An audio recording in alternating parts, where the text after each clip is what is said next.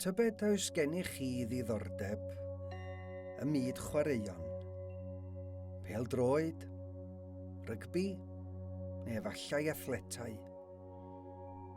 Un o'r cystadlaethau sy'n denu diddordeb llawer ym myd athletau ydy'r ras gyfnewid. Mae'n rhaid cael tîm i gymryd rhan mewn ras gyfnewid. Fel arfer, 4 sydd mewn tîm cyfnewid.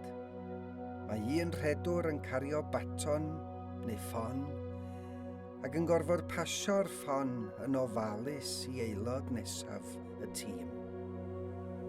Mae'n rhaid i aelodau'r tîm ymarfer y pasio a'r derbyn yn ofalus rhag iddynt ollwng y ffon ar y llawr.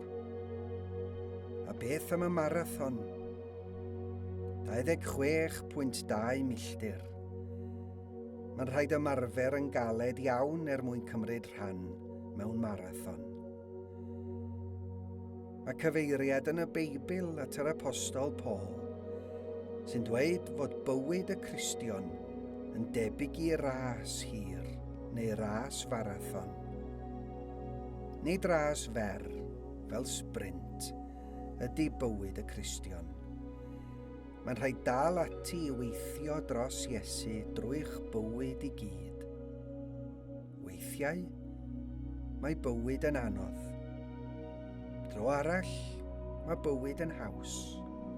Ond, drwy'r cyfan, mae'n rhaid dal ati.